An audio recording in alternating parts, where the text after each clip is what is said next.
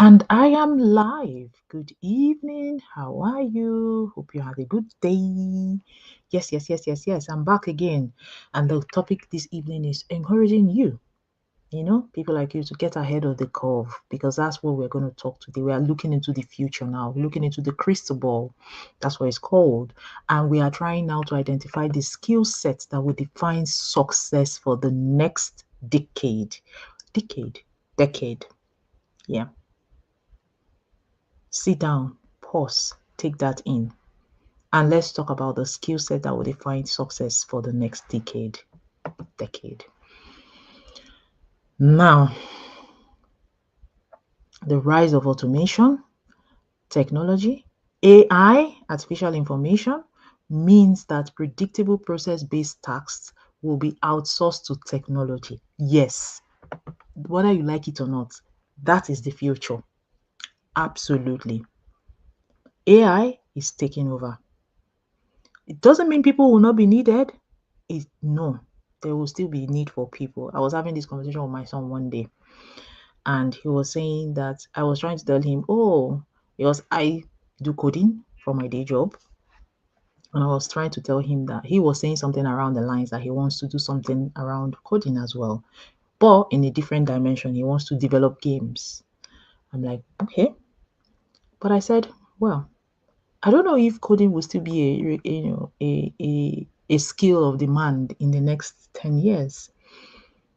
And he says, well, he asked me why. I said, oh, because of technology.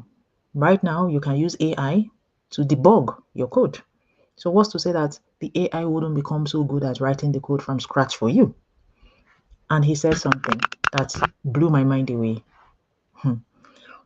He said, well, are you saying that in the future, human beings would no more be relevant? Because if we are not useful, then human beings will become extinct.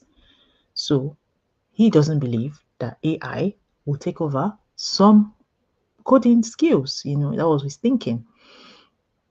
It might make the whole experience better, but it's not going to take over. So there's still going to be need for human intervention. And why am I even saying this? I'm saying this because yes, there will be the need for human beings, but AI will automate a lot of things for us.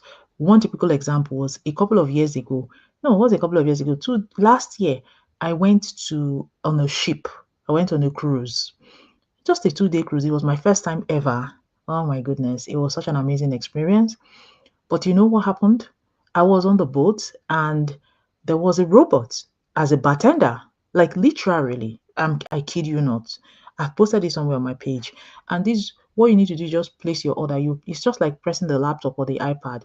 You place your order, tell it what you want to do. You scan your ID, so that it knows who ordered what. So what it then does is when it finished mixing it, like it mixed it in front of me. I couldn't believe my eyes. It was the first time I ever saw it. So he mixed the drink and then he came, said it was ready. Like you will just hear ready, ready, and the name of the drink that was ordered will be ready. So it will now ask who ordered for it. So you will go there, you will scan your plate number, your ID, your room number. When you scan your room number, your card, it will check whether it is a person that ordered for that or not. If it is you, it will show a green and it will pass it to you. I was gobsmacked. I was like, what? Is this the future? No more human bartender? It's going to be a robot now? Wow! I'm telling you, that was an eye opener for me. Even in your shops today, I went to the shop. I didn't need a human being to take my money. I took what I wanted. I went to the machine, I scanned it, and it billed me. That is technology.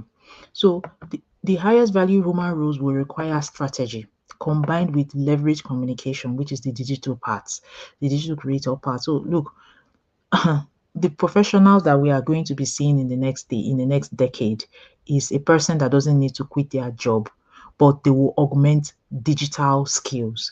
They would use their competence and strategic time to build a parallel asset that hedges their financial risk. That's exactly what they are going to do.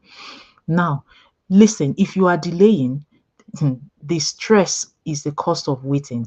Waiting means that by the time things change and become standard, you will be playing catch up. But getting ahead of the curve means that you become the mentor and leader in this new landscape instead of the follower. Let me say this again. You become the mentor and leader of this new landscape instead of the follower. You don't want to be the follower and then you'll be finding where to fit in. You want to be the leader. The future is changing. So now this now iterates the importance of doing it. Look, there is absolutely no reason why you shouldn't act now. All right. That is the advantage in starting before it becomes mandatory. Mhm. Starting now means that you are starting and giving yourself an advantage before it becomes mandatory. So you want to have an operational automated system when the market finally shifts and demands this hybrid approach. You want to be already sitting pretty and comfortable in that area when the shift happens. Because whether you like it or not, the shift is going to happen. My question to you is, what are you doing about this shift? How are you positioning yourself to be on the leaderboard of that shift? So that when people that are left behind or have decided not to take advantage of it, when they decide to, you've already gone far. We need to be strategically thinking about things. And when you are making decisions, you should be thinking about it from the point of view of 5, 10 years time. Okay? So most times it is not about the now. And listen, you don't need to learn a brand new skill. You already have more than half of the skill that needs to be complete to position yourself. You have your strategy skills, you have your management skills, you have your ethic skill. The only part or the only skill that you now need is the digital skills. And it is the only new skill that you need to develop your automated system and practicing your honest communication. Okay, so the system provides the blueprint for the rest. I'm telling you, you don't need too much, you just need to pivot a bit. Now, the options that are created when you do this is you have an hybrid approach to your profession. You have the option to stay in your career, but on your terms. You have an options to exit your career with a stable, established assets. Those are options because we talked about this thing in one of these days that we did this clarity. Having options. In fact, it was yesterday. Options is so amazing.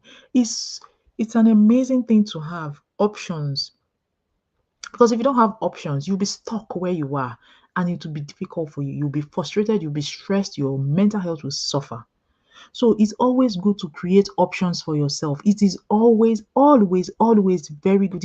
I've never seen anybody that has said it's a bad thing that they have options. Everybody has options. Every strategic thinking person has options, and you should be thinking options and not obstructions. No, options. That's what you should be thinking, and that's my encouragement for you today. Get ahead of this curve. Jump on this moving train. Go and research. People have predicted, Forbes has predicted by 2020 $1.8 trillion. Sorry, billion dollars. That is how much of an impact it is going to be. And that shift started with the beginning of the pandemic. Sit down and reflect. It's so important for you to sit down and look at how things have changed since the pandemic. Compare it with before the pandemic. There was a research done just after the pandemic in 2020. How many businesses had a social media presence? Only 25% of businesses had. Before they did this research, just before the pandemic, they didn't even see the pandemic coming. I think it was just them doing their own research, trying to understand the digital market. My God, when that same research or analysis, research and survey was done in 2024, guess how many percent of businesses had an online presence? 84%. Do you see that jump? In 4 years. In 4 years, 25% became 84%. This was 2024. So imagine it's going to take maybe another 1 year or two for the 17% left to become, and then everybody is digital based. And you are telling me that you don't want to run an online business, that everything online is evil? Come on. You just need to do your due diligence. Everything outside too is evil. We can use that same analogy, right? So please, I'm just using this as a medium of encouragement. Hop on the train in whatever form, shape, or guise you want to do it. You don't even have to come and check out my business if that's not what you want to. My goal is to inspire you, my goal is to encourage you, but that is as much as I can do. If you choose to join our business, see our look, check out our business model, amazing. And if you choose not to, that's also amazing. But take one thing away from me: do something in the online space, whatever it is you want to do. Okay? So create options for yourself and your family. Now, this week is the last week. Yes, it's the last week of my clarity session. And the next tomorrow, we'll be looking at the strategic moments to lock in your future. All right. On 29, we'll focus on your story, your legacy, and how choice to become a hybrid professional defines the impact that you leave behind. Oh, this is another interesting topic. So, do you see yourself, this is my question to you, as the professional of today or the professional of the future? Which pathway do you choose? Ah, I know what I choose. Which one do you choose? Listen, if you are remotely ready to seize this competitive advantage and build the future proof hybrid model for yourself, listen and listen good. You can connect with me, you can reach out to me, you can send me a WhatsApp, and we can show you how to get started. All right. So stay tuned. I'll be back here tomorrow, and we can continue this series. I hope that you have a very, very good evening. Good night and bye for now.